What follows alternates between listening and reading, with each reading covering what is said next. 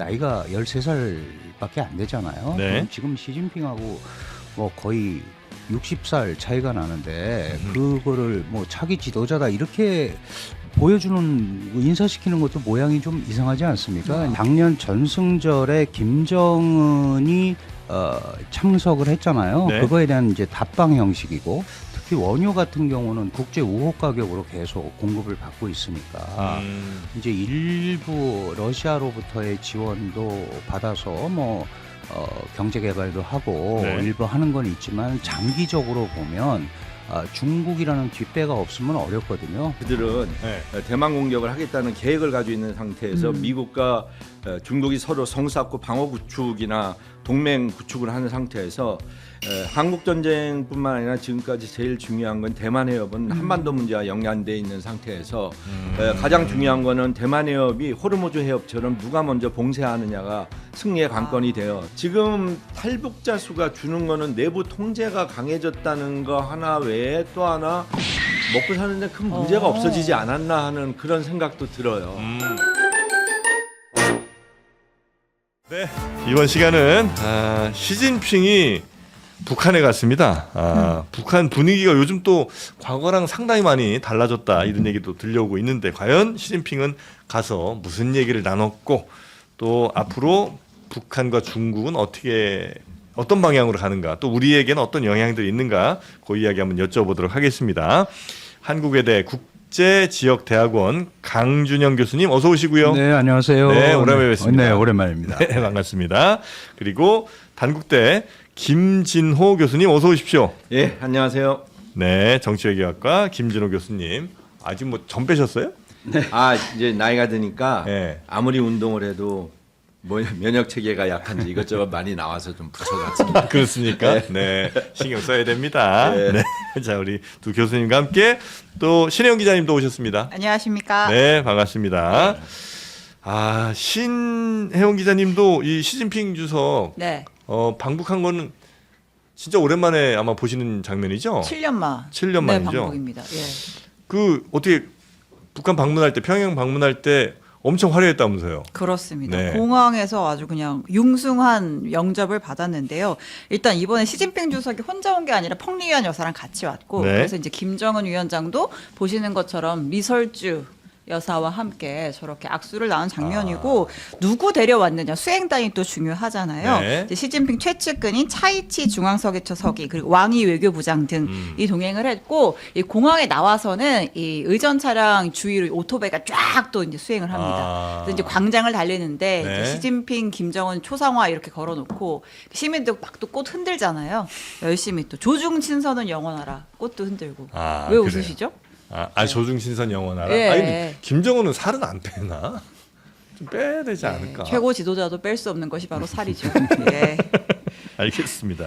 네. 자, 근데 요게 그 김주애가 안 보였습니까? 네. 요즘 계속 어지간한 장면에서는 다 등장을 했던 주인공처럼 등장했던 원래 것 아버지 같은데. 쫓아다니면서 아버지보다 더 반딱이는 가죽 자켓 입고 네. 이 무기 막 전시장 이런 데 등장하고 그랬었잖아요. 네. 이번에는 또 모습을 드러내지 않았습니다. 뭐 의미가 있는 거야? 아니면 그냥 뭐 학교 공부 때문에 바빠서 그런 거예요? 왜 안 나온 겁니까, 김주애는? 혹시 뭐 네, 사실 사회주의 국가가 네. 그 세습을 굉장히 싫어합니다. 특히 이제 중국 같은 경우는 네. 세습 체제를 싫어하는데 북한이 사실은 이제 만약에 네. 세습을 하게 되면 또 4대 세습까지 이어지는 거잖아요. 예. 그런 부분에 대해서 실제로 김정은이 김정일의 급사로 인해서 이제 북한의 지도자가 되고 나서 계속해서 중국의 지도자를 만나고 싶어 했는데 7년간 안 만나줬단 말이에요. 네.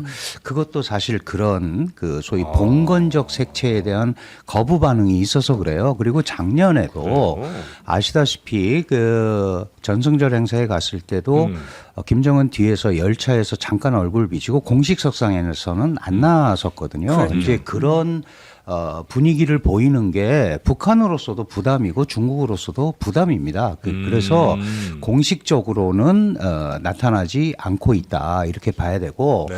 또 하나는 북한 내부에서도 사실은 이제 북한의 여성 지위 그리고 나이가 13살밖에 안 되잖아요. 네. 그럼 지금 시진핑하고 뭐 거의 60살 차이가 나는데 그거를 뭐 차기 지도자다 이렇게 보여주는 인사시키는 것도 모양이 좀 이상하지 않습니까? 이제 그래서? 그런 데다가 또 나타나면 이게 스포트라이트가 특히 서방 언론이나 이런 데는 이제 북한이 본격적으로 후계자 수업을 하나보다 시작하나보다 이제 이런 것들이 나타나기 때문에 아마 양측의 협의에 의해서 주에는 안 나온 나타나지 않는 것으로? 걸로 이제 그렇게 정리가 된 것 같습니다. 네, 그럼 네. 일종의 약간 뭐 눈치 챙겨 여기는 너낄 쌀이 아니야 이제 뭐 이런 제 거잖아요. 생각은 네. 좀 다른 게 오. 김주애가 작년에 갔을 때 네. 김주애가 여러 군데 다니고 싶고 중국 산업 발전도 보고 막루에 올라서 전승절 행사를 보려고 했는데 중국 쪽에서 그 의전을 안 해줬거든요.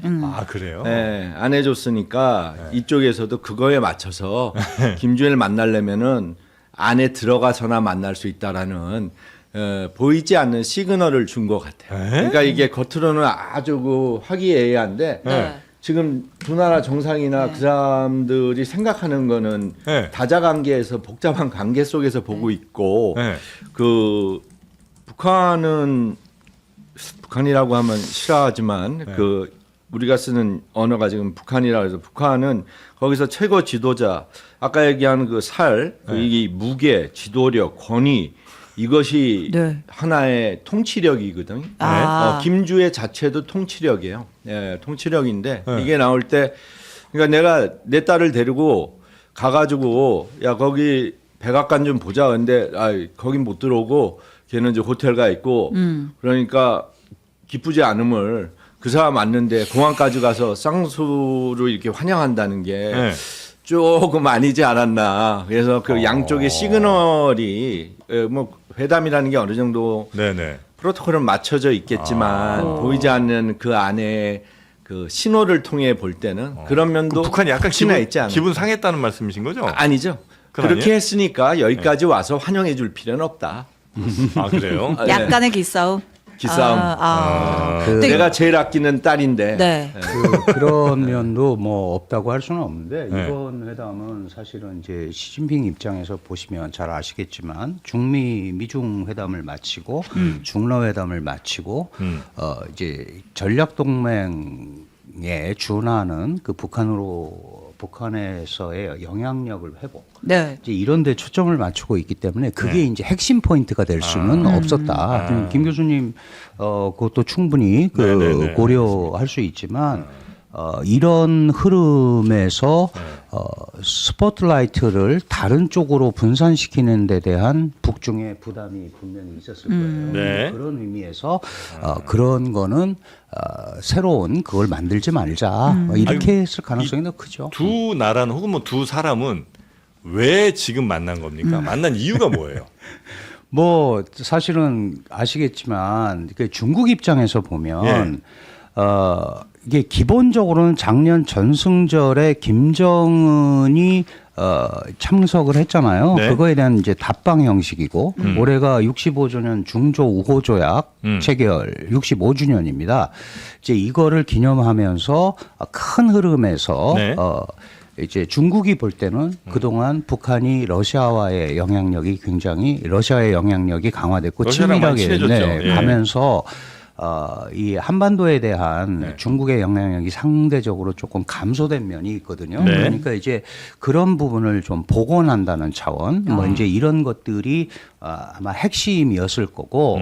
당연히 뭐 다 아시겠지만 북한이 여러 가지로 어려움이 있지만 가장 핵심적인 게 이제 경제적 어려움이거든요. 네네. 예, 중국의 원조라든가 지원, 특히 원유 같은 경우는 국제 우호 가격으로 계속 공급을 받고 있으니까 이제 일부 러시아로부터의 지원도 받아서 뭐 경제 개발도 하고 네. 일부 하는 건 있지만 장기적으로 보면 중국이라는 뒷배가 없으면 어렵거든요. 그러니까 이런 그 중국과 북한의 어떤 그 큰 그림에서의 합의, 전략적 절충이라고 얘기할 수 있죠. 이제 이런 것들이 맞았기 때문에 시 주석은 가서 이번에 네. 북한으로부터의 영향력을 다시 한번 다잡는 중국 그런- 입장에서는 영향력 다시 되찾아오는 거고, 그다음에 그러니까 러시아에게 조금 내줬던 네. 영향력을 다시 이제 좀 찾아오는 거, 그다음에 북한 입장에서는 역시 경제적으로는 뭐 아무리 러시아가 조금 뭐 도움된다 하더라도 중국이 제일 큰 형이니까 그 형한테 좀 더 받을 거 바라고 예. 이렇게 만났다. 당연히 그렇죠. 그리고 네. 또 북한 입장에서 보면 러시아와 중국을 뒤에다 두고 있으니까 고립돼 있지 않다라는 걸 또 미국한테도 보여줄 수 나중에 있고. 이제 미국 만나는 상황이 되면 네, 뭐 그런 것들이 복합적일 네. 거라고 봐요. 네, 네. 이제 저는 요거를 호르무즈 해협하고 좀 연결해서 봤는데 호르무즈요? 네, 이거 뭐냐면은 시진핑 같은 경우에는 트럼프를 만났을 때도 내가 대만 공격하면 미국이 참전하냐 이런 얘기를 했을 정도로 네. 이 한반도 형세는 사실 이렇게 비유할 수 있어요.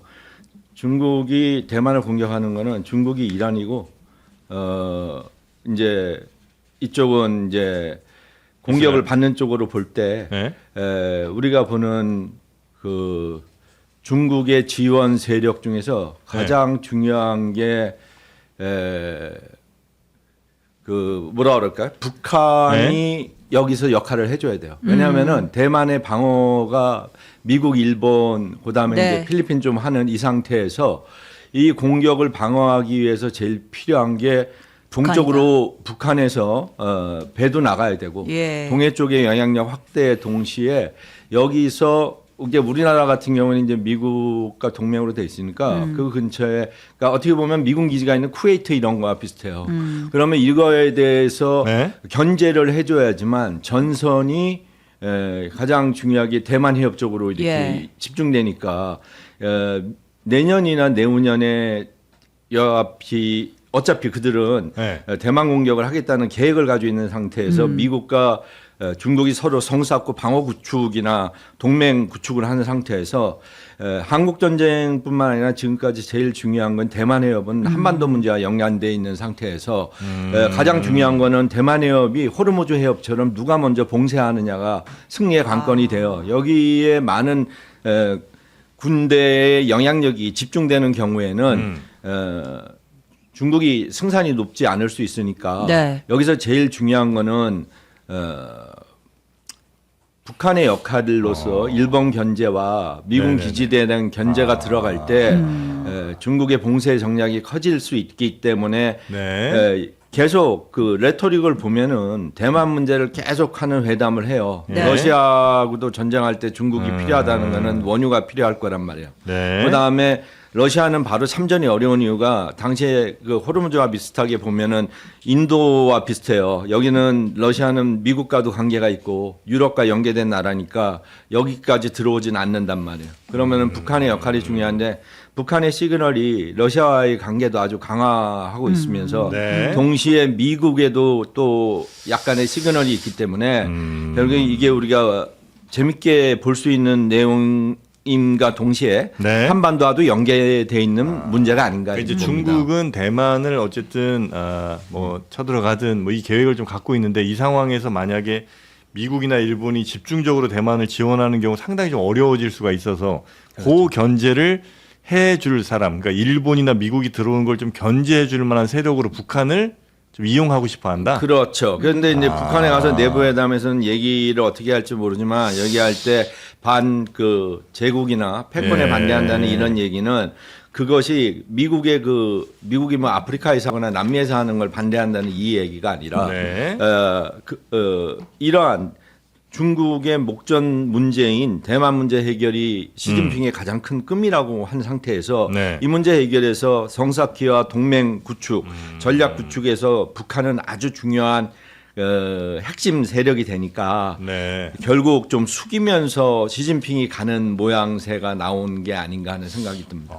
근데 북한이 예를 들면 일본이나 미국의 대만 진출에 대해서 뭔가 견제할 만한 정도의 능력이 되는가요? 전쟁을 안 하더라도 미사일 발사를 계속해서 위협을 고축해서 바다의 통제권을 장악하든지 또 그다음에 물류 장악을 해가지고 네. 전선이 분산되게 하는 역할을 만들 수 있죠. 오, 그래요? 네. 그렇게 만약에 함께 하게 되면 북한이 근데 그게 우리나라하고 예. 관계된 문제이니까 예. 항상 이 국제 정세는 동북아 문제와 대만은 이제 동북아 북핵이선 통과되는 지역이에요. 예. 그러니까 거기서 동북아로 넣기도 하고 예. 동남아 연결된다고 같이 보는데 네네네. 이거 전체로 보면은 이번에 이렇게 좋게 가서 나오는 신문 보도 내용은 중요한 내용은 아니잖아요. 예. 대부분 레토릭만 보여주니까 예. 네네. 이 안에서 어떤 협상이 있는데 거기 나오는 거 보면 강화와 경제 협력이라는 게 경제 협력은 경제 도와주겠다 이거예요. 그 대신 동맹은 강화해가지고 우리의 전략을 도와달라는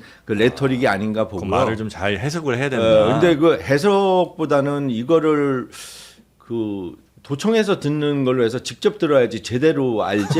우리가 그 추측을 하다 보면은 이게 도청이 가능하다는 거예요. 외부에서 얘기하는 거는. 근데 그래서 그런 문제 때문에 밀실에 그 장치를 쓴다는데 네. 이게 한국과 아주 관계가 있는 회담으로 전 그래서 봐요. 이들이 무슨 얘기를 했고 네. 앞으로 어떻게 되는가 네. 좀 관심 있게 봐야 되지 않을까. 알겠습니다. 두 교수님 말씀을 종합하면 어쨌든 이제 중국 입장에서는 조금 떨어진 대북 영향력을 좀 회복하는 게 있을 것이고 그렇죠. 미래를 생각했을 때는 또 이제 대만 문제가 이슈가 될 수 있기 때문에 그러니까 이제 결국은 두 정상이 제가 볼 때는 이제 우크라이나 러시아 전쟁 끝나는 거, 미국이랑 이란 전쟁 끝나는 거를 대비하면서 좀 만난 것 같다는 생각이 들거든요. 중국은 무조건 대만을 수복하겠다는 쪽으로 가는 거고요. 예. 그게 계속 시진핑 시대에 나온 말이란 말이에요. 예. 그리고 거기에 대한 군사 배치나 이런 걸 이제 계속 해오는 상태에서 만약에 우리가 간단히 얘기해가지고 뭐 서해나 이쪽으로 지금 미국 항모는 안 들어가지만 중국 항모는 글로 간단 말이에요. 예. 거기다 하고 동해 쪽에 미국 항모가 진입을 해서 내려갈 수 있단 말이에요. 일본 동경만에서 내려가는 게 있고 그러다 보면은 그 해상 봉쇄가 무척 중요해요. 네. 공군력보다.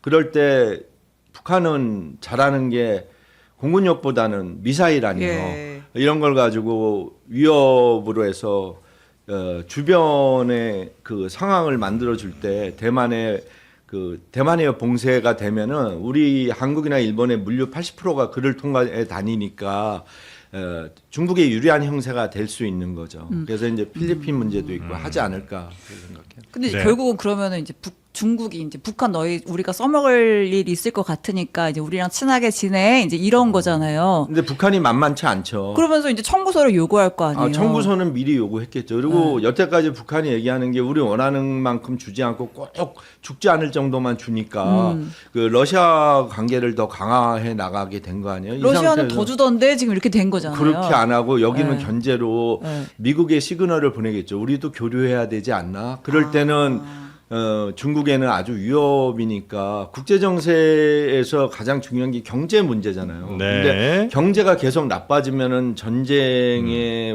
동인이 될 수도 있어요. 근데 이 주위 국가들이 경제가 그리 다 좋진 않은 상태에서 특히 중국의 큰 경제 안 좋잖아요. 그래서 네네네. 이거를 생각할 때 대만 문제와 한반도 문제 요번에 왜 중국이란 나라가 네. 한국 전쟁에서도 6.25 전쟁이라고 얘기해요. 예. 알겠습니다. 거기서도 들어왔듯이 좀 생각해 볼 문제라고 네네네네. 봐요. 네. 근데 이제 네 말씀하시죠. 네, 그 뭐 반론은 아니고요. 네.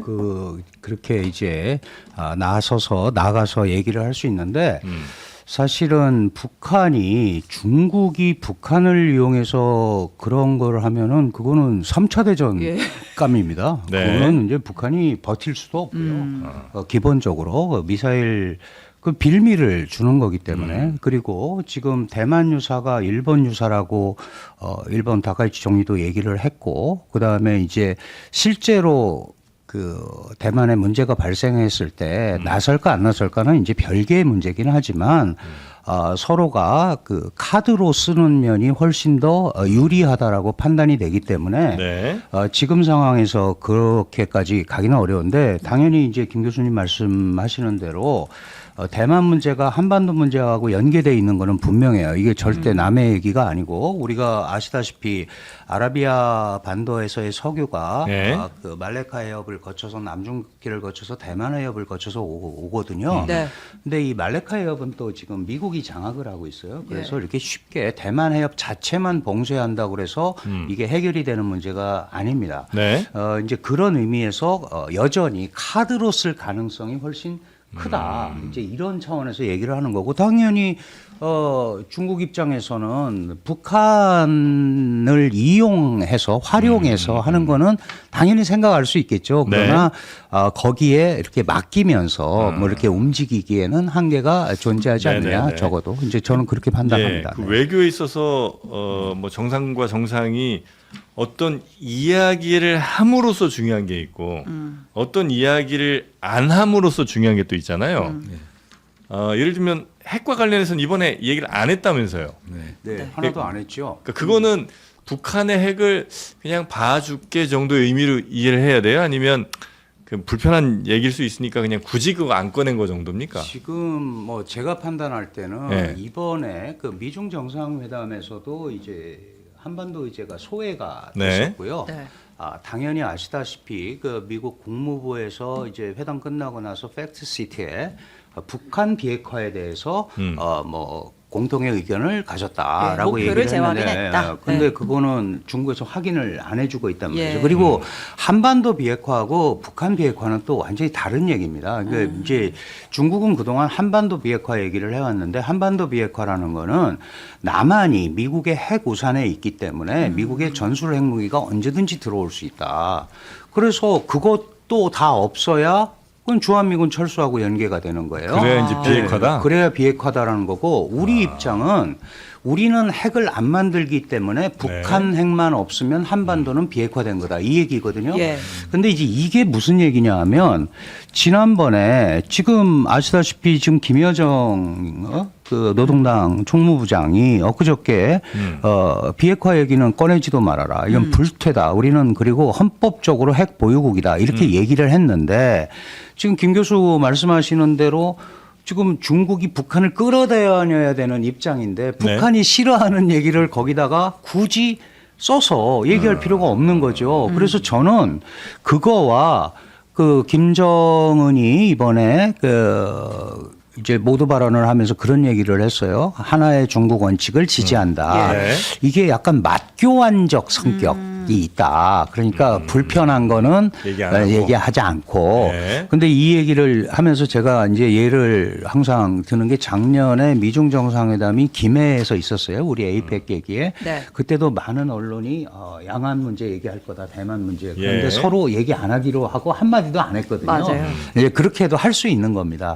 다만 그게 공개적으로 안 했다고 그래서 진짜 밑에서도 안 했는지 뭐 속으로도 안 했는지는 모르는 얘기지만 네. 어쨌든 이번에는 표면적으로 그 얘기를 드러냄으로써 빌미를 주지 말자라고 생각한 거는 분명한 것 같다 이렇게 판단이 됩니다. 네.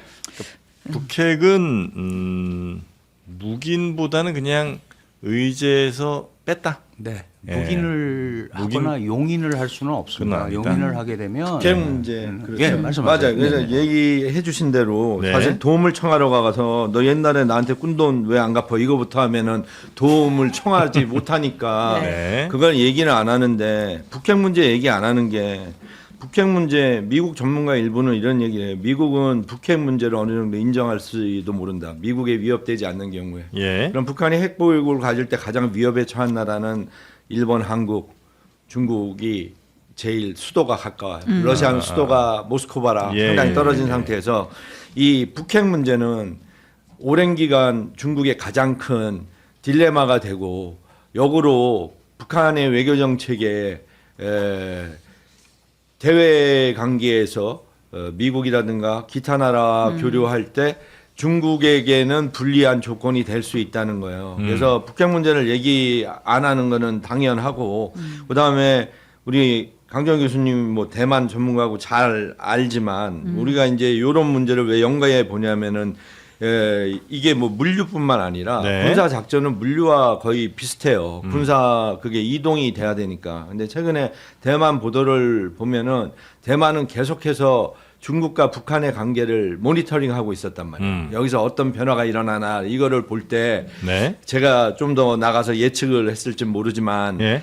시진핑이 여기 가서 공항에서 내려오는 레토릭이나 인사하는 레토릭이 북경에서 트럼프 만날 때처럼 1대1 대등한 그 우리 거인들의 모임처럼 나타나지 않고 약간 겸손한 모습을 띠면서 프렌들리 노스코리아 형태로 간 것 같아요. 시진핑이. 예, 그 공항에 나오는 그걸 보면은 그럼 도움을 청하러 간 건 맞는데 예. 여기서 북핵 얘기하면은 도움 청하기 전에 부드러운 거절로 예. 돌아올 수 있기 때문에 요건 그러지 않았나 보고 경제라는 문제는 그래요. 중국은 지금 생산가 이하로 밀어내기를 하고 있어요. 공장을 돌리기 위해서. 근데 이렇게 많이 밀어내기를 하는 물건 중에서 중국에는 그렇게 많은 지원을 안 한단 말이에요. 그러면 공장이 많이 없어지는데도 공장에서 나오는 물량이 소비되는 물량이나 수출 물량보다 많아요. 그러면 이거를 경제적으로 중국에는 이런 게 있죠. 경제적으로 연계되면 1대1로처럼 그 나라도 우리와 연계돼서 영향력이 강해지니까 네. 경제 유대를 하겠다는 거예요. 근데 북한은 낮은 선봉에서부터 지금까지 중국과 그 경제 협력하는 거에 무척 주의해요. 그래서 우리식 경제 발전 모델을 쓰기 때문에 우리가 보는 이 북한의 이 많은 태도가 우리가 이제 새로운 이미지로 볼 때 여기는 네. 국가라는 이미지로 보면서 이들도 고도의 발전된 외교 전략과 군사 전략과 경제 발전 계획을 가지고 있다라고 생각하면서 볼 때 이번 회담은 북한에 유리한 회담이 아니었나 하고 예측이 됩니다. 그러니까 어차피 회담에서 그 비핵화 이슈가 올라오지 않을 걸 알고 전날에 또 되게 강한 성명처럼 냈잖아요. 우리의 핵보유국 지위는 절대 불변의 한계선이다. 그거는 중국 들으라고 한 게 아니고요. 네, 그러니까 미국 들으라. 다 들으라고. 네, 그리고 미국 시진핑 와서 들으라고. 아무 말 안 하잖아. 사실 우리 그때 올해 1월이었나 이재명 대통령이 한중 정상회담 하면서 시진핑 주석한테 어쨌든 이 북한과의 중재 역할, 비핵화 중재 역할도 해달라 이런 요청도 있었는데 실질적으로는 그런 메시지를 중국이 전달하기 쉽지 않은 상황이다. 심지어 트럼프도 북핵 문제 강하게 얘기 안 하는데 예. 시진핑은 얼마나 얘기하고 싶겠어요. 근거리에 그 날라올 수 있는 핵을 가지고 있는 그 상황일 때 인도와 파키스탄 같이 되는 거 아니에요. 그런 상황을 볼 때 그렇게 적대국이라는 게 아니라 예. 핵의 그걸 가졌을 때 그리고 이제 중국이 이제 경제적으로 또 발전해야 되고 네. 중국이 가장 큰 문제가 네. 옛날에 그 블라디보스토크 그쪽 지역이 연해주가 중국 땅이었는데 네. 러시아와 그 조약에 의해서 넘어갔잖아요. 그러므로 동해 진출이 안 돼요. 네, 그런데 네. 한반도 있고 아. 그다음에 우리가 태평양 나가려면 유일하게 가장 좋은 게 대만 해협이란 말이에요. 네. 그더 재밌는 건 대만에 지롱항이 있어요. 군항인데 그 아래가 수아오라는 데인데 거기에 일본 섬이 있어요. 예. 그러니까 지롱항의 오른쪽 아래에 지금 미군 그 미사일이 있는 아. 그 섬이 그쪽에 있어요. 네네네네. 그러니까 전체로 보면 이게 연결됐다고 봐야죠. 그러니까 어제 이재명 대통령이 1주년 회견하던 시점에 사실 북중 정상회담이 있었고 대통령의 대북 메시지는 그러니까 이제 북한 비핵화는 장기적으로는 우리가 추진해야 될 과제이지만 사실 단기적으로 한 방에 하기는 쉽지 않다. 단계적으로 좀 나아가야 된다. 일단 추가 생산 중단시키고 그 다음 스텝 밟고 이렇게 가야 된다라고 얘기를 했는데 이게 좀 현실적인 대안이라고 보시는지 그리고 사실 지금 이 북한과의 대화에서 우리나라는 좀 빠져 있는 듯한 네. 느낌이 있잖아요. 빠져 있는 게 아니고 북한의 거부에 의해서 예. 우리한테 공간이 주어지지 않고 있죠. 사실은 이제 이재명 정부 입장에서 지금 고육지책이죠. 다른 방법이 별로 없습니다. 뭐 그렇게 할 수밖에 없는데 다만 이제 비핵화라는 대원칙 이거를 견지하면서 말씀하셨지만 우선 동결을 하고 그다음에 감축을 하고 그다음에 폐기를 한다. 이런 게 이제 비핵화 우리 논리거든요. 네. 그거를 논리를 내세우는 가장 큰 이유는 북한이 핵 보유국을 자처하고 있는 이 상황에서 지금 핵을 폐기하라고 그러면 폐기하겠느냐. 그러니까 그거는 현실적이지 않다. 그래서 이제 엔드 이니셔티브라는 것도 그렇게 나온 거예요. 예.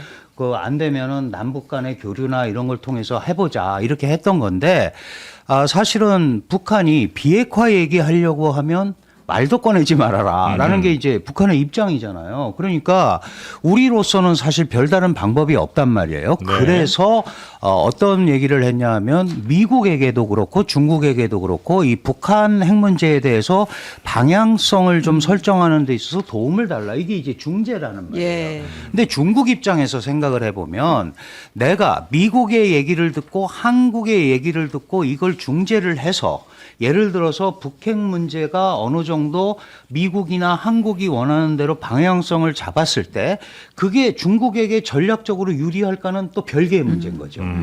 그렇기 때문에 적극적으로 할 이유가 지금 상황에서는 별로 없는 겁니다. 예를 들면 기억하시겠지만 미중 정상회담에서 이란 문제 해결하는데 중국의 중재 네. 역할을 원했는데 중국이 생각해 보면 사실 하려고 그러면 할 수도 있을 거예요. 왜냐하면 이란과 25년짜리 전략 협정을 네네네. 맺었고 4천억 불 투자하기로 돼 있으니까 그게 전후 복구 자금으로도 쓰일 수 있고 얼마든지 이 레버리지가 있는 건데도 중국이 안 안 했다. 한단 말이죠. 왜 안 하느냐?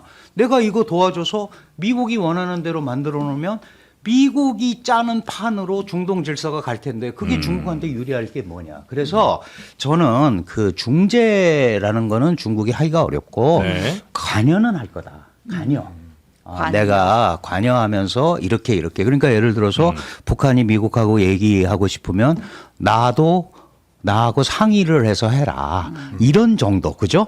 이제 이런 식으로는 나갈 수 있는데 그거를 어느 일방에 얘기를 듣고 내가 중재를 해서 이걸 해결하겠다 이러기는 어려울 거다. 네. 예, 저는 그렇게 판단합니다. 일단 하여튼 중국은 제일 가장 원하는 거는 대만 통일 맞아요?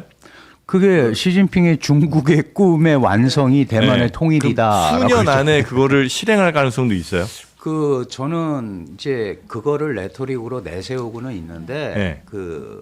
우선 그렇게 했을 때 성공 여부, 네. 그다음에 그렇게 복속을 시켰을 때 통치 가능 여부, 예. 그다음에 국제사회에서 침략자로서의 제재 이런 거를 과연 다 견뎌낼 수 있을까? 그렇다면은 제가 늘 얘기하는 네. 카드는 이렇게 꺼내서 보여주면 카드가 아니잖아요, 더 이상. 그러니까 갖고 있는 게 훨씬 나은 상태가 아니냐.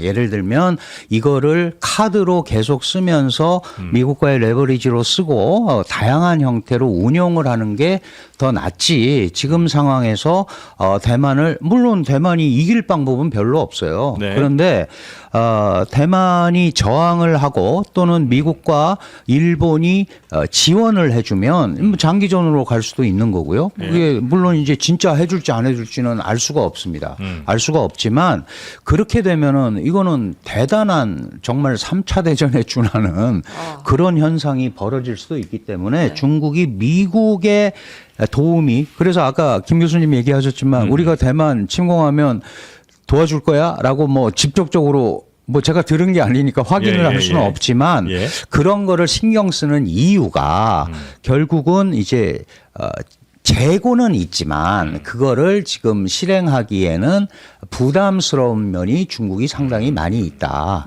뭐 이렇게 봐야겠죠. 강 교수님 그 얘기 들어보면 뭐 저희도 비슷한 배경에서 공부를 해보고 그랬는데 예. 사실 뭐 강대국 정치에서 우리가 강대국을 믿고 우리 안보를 유지할 수는 없어요. 우리 스스로 자강해야 되는데 북한은 이 강대국들로부터 배신을 당하면서 자강 정책을 취한 지 꽤 오래돼서 그게 김일성의 꿈이었던 핵까지 이제 개발이 됐는데 최근에 와서 러시아, 중국, 미국과 그 북한이 대등하게 얘기하는 모습들을 네. 보일 때 이들이 보는 그 대한민국은 너희랑 교류해봤자 난 이익도 없고 국익에 큰 도움이 안 된다고 일부러 무시하면서 가는 거 아니냐는 생각이 들고요. 네. 우리가 이렇게 여기 보니까 지도가 나왔는데 두만강 끝에 있는 게 이제 방천이라고 중국 땅이고, 아, 네네네. 예, 그 뒤에 보면은 러시아가 핫산 마을이에요. 네. 그 다음에 그 아래로 쭉 내려가면 나진이 있는데 선봉 나진이 있는데 거기 철도하고 넘어가는 다리가 있는데 이게 무척 강 수위보다 높지가 않아요. 그래서 중국이 강에 반은 중국이 쓸 수 있는데 넘어가지를 못하는 거예요. 예. 그래서 이 다리를 올려줘야만 중국의 해군이 일로 나갈 수 있어서 일본 견제가 돼요. 일본 언론들은 저거에 엄청 예, 집중해서 그거가 보도하더라고요. 무척 예. 근데 러시아도 그건 별로 안 좋아해요. 북방 사도나 사할린 쪽도 그쪽으로 연결이 될 수 있기 때문에 안 좋아하고 또 아래 중국이 나가는 게 이제 우리가 얘기하는 절강성의 주산군도라고 있어요. 예. 조산 진다오라는 이쪽에 동해 해군이 일본으로 나가는데 거기에 마주하고 막히는 데가 바로 센가쿠예요. 중국말로 자오이다오. 예, 네. 조도예요. 네. 그러다 보니까 이런 문제에서 이 전략적 항구를 회복하는 거는 1대1에서 중국이 지금 딴 나라에서 항구 회복하듯이 무척 중요한 의미를 갖는 거예요, 군사적으로. 그러니까 네. 돈을 쓰더라도 북한의 환심을 사야 되는데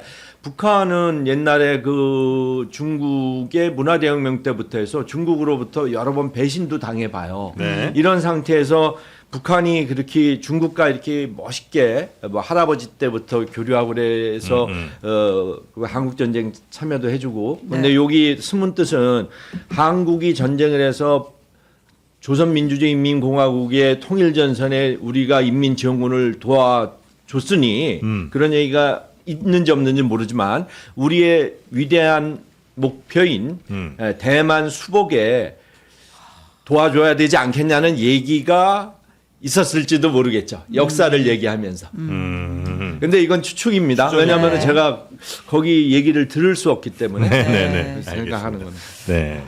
이 두만강을 통한 동해 출애권 이게 지금 이제 시진핑 머릿속에 일본을 제일 견제하기 위해서는 제일 중요한 거예요. 일본도 견제하고 뭐 북한 입장에선 거기에 있는 경제 특구에서 뭐 관광도 근데 하고 그걸 교육도 하면은 하고. 북한한테는 불이익해요. 왜냐면 네. 해역을 내주는 게 되는 거예요. 지금은 북한이 해군이 요즘 해군력 강화하잖아요. 네. 그게 그런 데를 전부 다 방어하는 데 쓰기 위해서 지금 잠수함이나 이런 걸 많이 하는데 그러니까 내가 관할할 수 있는 이 공해와 입구를 미국 너도 같이 써. 그래서 이란이 호르무즈 반 내주는 거랑 같은 거예요.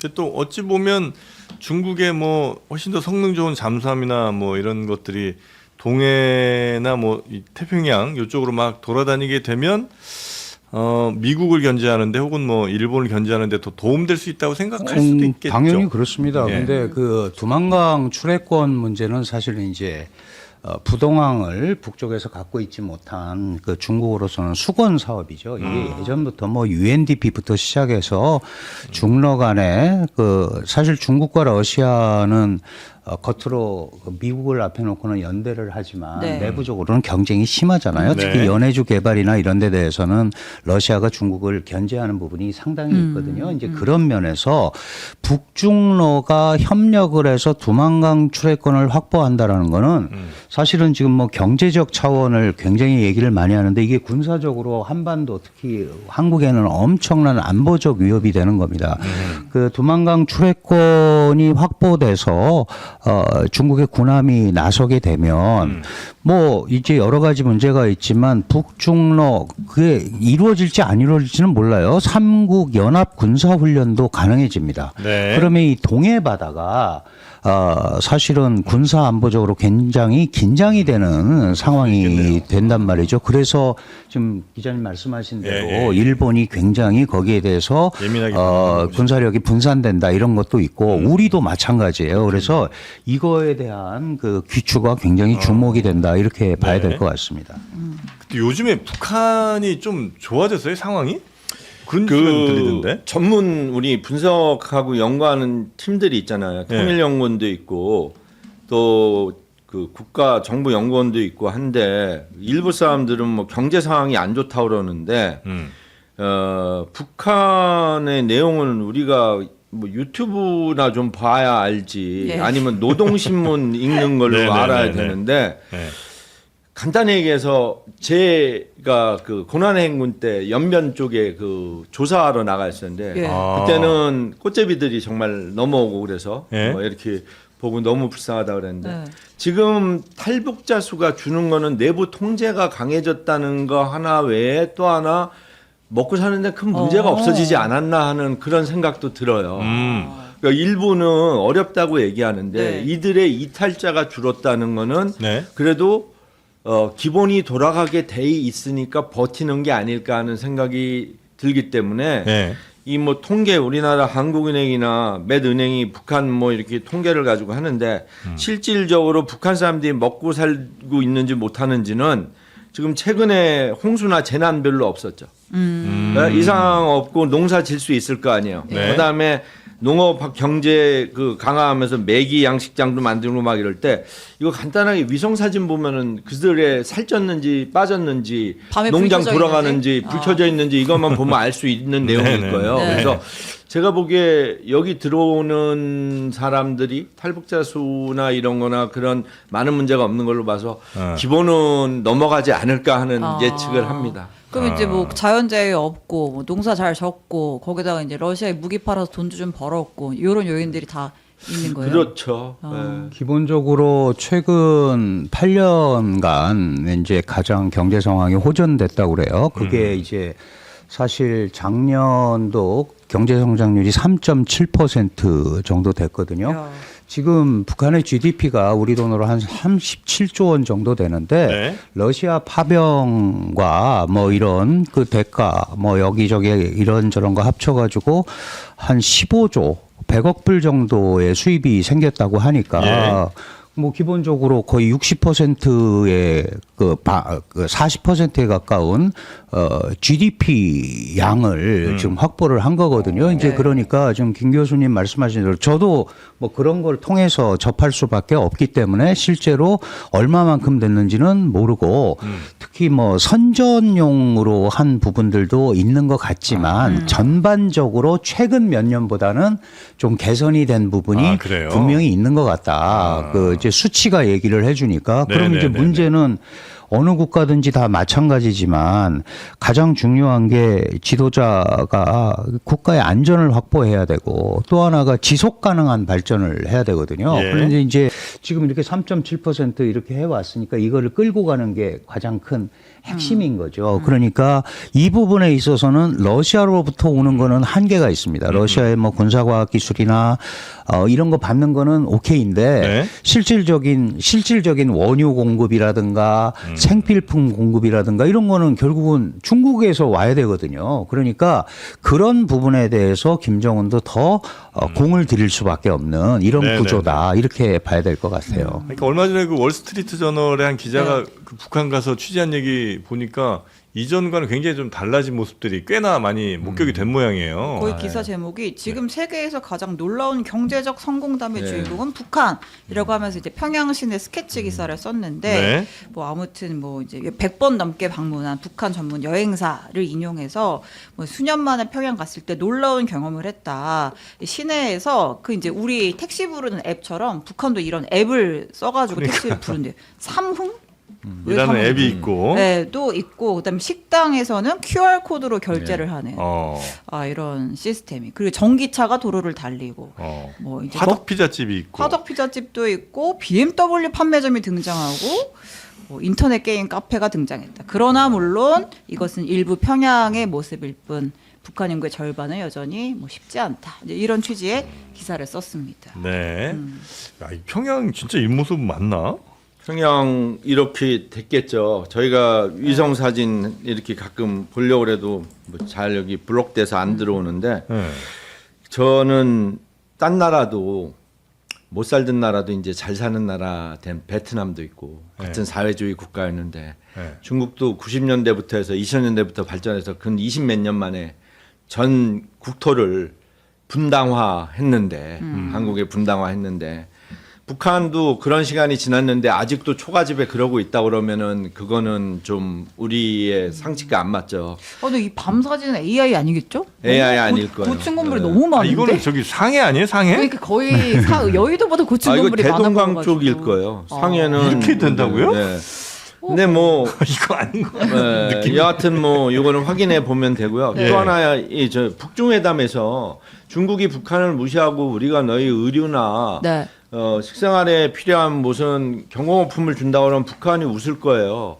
야, 한국은 베트남 가서 LCD 공장하고 반도체 관련 공급을 하는데 너희는 항상 그 꼴이냐 이런 식으로 속으로 얘기하면서 줄려면은 AI 관련 조립 산업이나 반도체 그렇죠. 북한도 그런 데인데 국가로 봐야 돼요. 예. 국가 발전 전략이 있단 말이에요.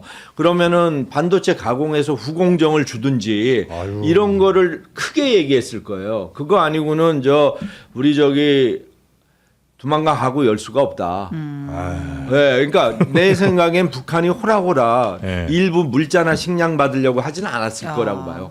딜도 하려면 너희는 상해 이런 거 하고 AI 반도체 그다음에 그 자동화 공장 이런 걸 하는데 왜 안 하는 그런 거를 우리를 주려고 그러냐. 우린 그거 말고 첨단 쪽으로 하려면 하고 아니면 말고 이런 식으로 했을 수도 있죠. 그래요. 하여튼 뭐 그런 요구를 북한이 얼마든지 할 수 있는 거니까. 그렇죠. 네. 여튼 이제 뭐 시진핑과 김정은이 이제 이런 대화 이후에 뭐가 특별히 뭐 문서상으로 뭐 공동 무슨 회견문 뭐 발표 이럴 건 별로 없는 것 같아요. 의제가 별로 없는 것 같고. 예, 그렇죠. 지금 말씀하신 대로 예. 중국은 명확하게 시 주석이 그 노동신문에 그 가기 전에 이제 기고문을 했잖아요. 예. 그게 이제 핵심 포인트가 결국은 중국과 북한의 전통의 재확인 그리고 몇 가지 또 북한의 그 의중을 파악해서 편을 들어준 게 있어요. 각자의 방식으로 사회주의를 계속 발전시키자. 네. 그다음에 각국의 주권 뭐 이런 것들은 보호받아야 된다. 그 북한식으로 생존하는 것도 내가 인정한다라는 네. 게 이제 암묵적으로 들어가 있죠. 그리고 국제적으로는 중국이 계속 얘기하는 반서방 레토릭들이 있습니다. 이 다자질서, 그다음에 미국의 일극 강권주의에 대한 반대, 이제 이런 부분에 대해서 얘기를 한 거기 때문에 거기에 대해서 북한이 뭐 싫다 이럴 이유가 하나도 없죠, 없죠. 뭐. 예. 그리고 분명히 김정은이 그 얘기를 했어요. 우리 첫 번째 전략 사업 목표가 중국과의 관계를 강화하는 거다. 이 얘기는 지금까지 중국이 러시아로 북한이 쏠려 있었다라고 한 거를 다시 돌려놓는 거거든요. 그러니까 이제 이런 얘기들이 다 얘기가 됐기 때문에 새로운 형태의 어떤 게 나오기는 어렵고 네. 지금 이제 김 교수님 말씀하신 대로 내부적으로는 얼마든지 요구나 이런 게 있을 수 있죠. 내부적으로는 있을 수 있는데 대외적으로 크게 뭐 할 건 없다. 그렇게 문제를 만들어낼 필요가 없다. 그리고 중국 입장에서 보면 북한을 지나치게 감싸는 것은 국제적 왕따 국가인 중국과 북한과 러시아를 끌고 간다라는 인상을 줄 이유가 네, 중국은 네. 전혀 없는 거예요. 지금 미국과 어깨를 나란히 하고 있는데 그래서 네. 그런 부분에 빌미를 줄 수 있는 행동들은 최소화하는 그런 모습을 이번에 보였다라고 봐야 될 것 같습니다. 자, 혹시 우리 교수님께서는 이제 이 북중 대화 이후에 뭐 크게 우리가 보기에 달라질 만한 건 어떤 상황들이 좀 펼쳐질 거라고 혹시 예상하시는지 끝으로 우리 한번 말씀해 이렇게 주시면. 네 명이 앉아 있는 게 이웃 국가잖아요. 예. 네. 남북한, 중국, 네.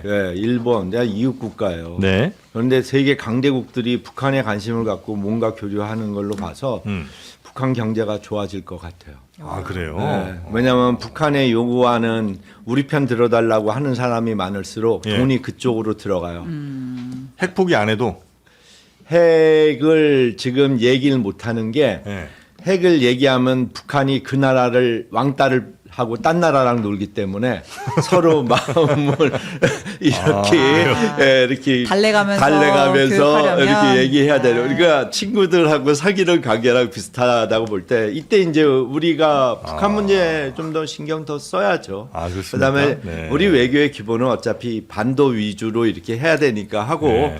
또 이제 한국에 이 전문가들 많아요. 전문가들이 이제 좀 많은 일들을 해주면 여기 정프로님도 있듯이 여기서 프로도 계속 발전하면서 네. 현실과 미래 비전, 대한민국의 부강 뭐 이런 게 도움이 되지 않을까 생각합니다. 정프로 대북 특사로. 제가요. 예, 다녀오시죠. 김정은 좀 만나고 올까요? 예. 네. 김주에 만나서 둘이 좀 네. 사이 좀 좋게 지내길 좀 저희가 한번 얘기하고 오겠습니다. 자, 오늘 중국과 북한, 시진핑과 김정은의 회담 과연 어떤 얘기들이 좀 오갔나, 혹은 뭐 그 이후로 어떤 변화들이 좀 있을까, 우리 두 교수님과 함께 이야기 나눠봤는데 아직 아주 가시적인 뭐 변화가 지금 당장 나타나지는 않지 않을까 하는 생각이 살짝 들기는 합니다. 자, 오늘 두 교수님들 대단히 수고 많으셨고요. 그리고 또 아마 계속해서 바뀌는 이 국제 정세들 앞으로 잘 좀 챙겨주시면서 저희한테 계속 지혜를 좀 나눠주시면 좋겠다 생각이 좀 듭니다. 자, 그리고 인터넷과 휴대폰 정수기도 마치 외교하듯이 잘 비교하고 견적 내에 가면서 여러분 선택하셔야 되겠죠. 1670-2571번 전화하시거나 아니면 네이버에서 비교원 이렇게 검색하시면 바로 만나실 수가 있겠습니다. 최대 128만 원의 현금 혜택 놓치지 마시고 비교원에서 정수기 잘 한번 골라보시기 바라겠습니다. 자, 우리 신혜영 기자님도 고생 많으셨고, 네, 저희는 내일 오전 11시에 다시 여러분 찾아뵙도록 하겠습니다. 오늘도 함께 해주신 여러분 대단히 감사하고요. 가시기 전에 좋아요 한 번씩 눌러주시면 더욱더 감사하겠습니다. 내일 뵙겠습니다. 고맙습니다.